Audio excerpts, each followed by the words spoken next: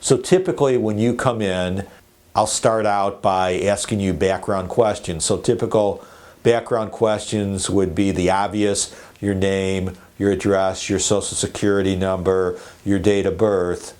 And then we're also going to try to get your email address and your phone number. Other information that we want is who your employer is, what your job title is, if you're claiming lost wages. If you do have lost wages, we'll explain the process and what the burden we have to prove in order to prove lost wages, and how you can work with us to obtain that information. This is a very comfortable setting. It's not an intense cross-examination or anything like that, but we want to make sure we have all of your information so that we can give you the best legal advice to deal with your problem. Other information we have is we want to find out the name of the defendant, the person who is responsible for the personal injury or the car accident, or the name of the business.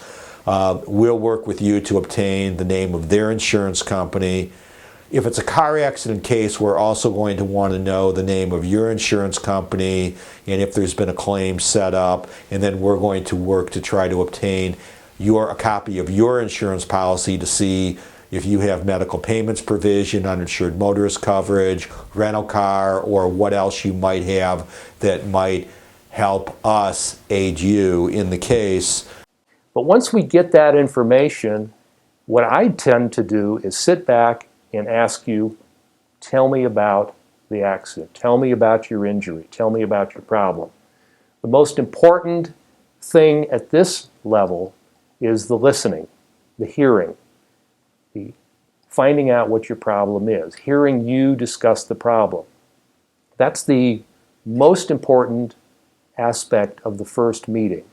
Just to get to know you, to get to know a little bit about your problem, and then sit down and discuss a course of action.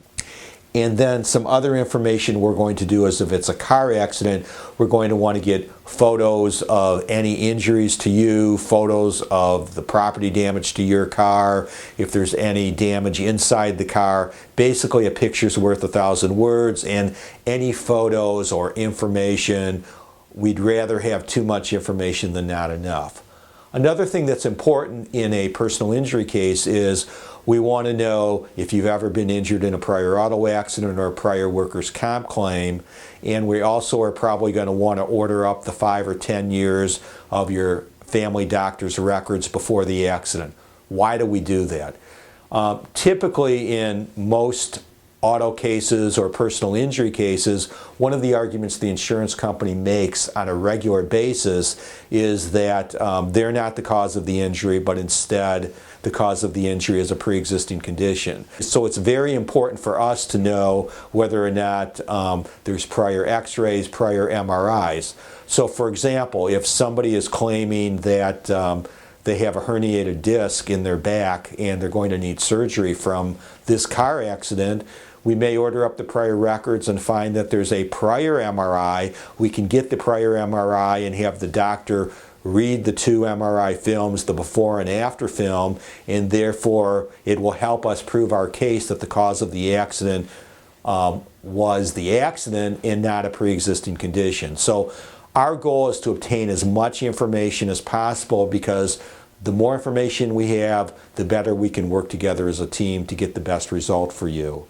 Other documents that may need to be signed at the first intake meeting are medical authorizations. These are permission slips which give us the ability to obtain your medical records. As you know, these are private documents, and they cannot be disclosed simply by a phone call. We need your written consent. So we'll have you sign those types of forms. There are also some forms in terms of reporting to the federal government on claims. Depending on whether you're covered by a health policy or not, there may be additional forms. So, if the course of action is to proceed further with a claim against the other person's insurance company, we're going to need to discuss other situations. How are we going to get your medical records? How are we going to work in terms of financials? How are we going to take your case? More likely than not, we're going to take the case on a percentage basis. This is called a contingency fee arrangement. And the contingency fee arrangement is simply that to the extent we recover a sum of money that is satisfactory to you in a settlement, you would agree to pay us 1/3 of the gross amount of that settlement.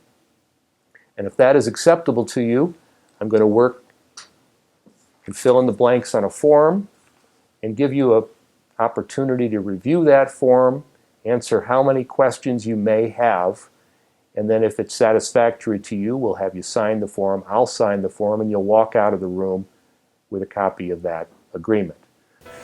The big thing at the end of the first meeting is we're going to explain to you what we think about the case, whether or not we think it is a good liability case, what the good things about the case are, what the potential problems are, how we're going to deal with the problems, and we're going to try to give you an action plan so you leave the meeting understanding that we're on the same page, we have a plan, and our goal is to stay in constant contact with you through the attorney and the legal assistant so we can work together to get the best result. And that's pretty much what the first meeting is getting to know you, listening to your story, and then giving you the best advice and plan of action possible so that we can together solve the problem.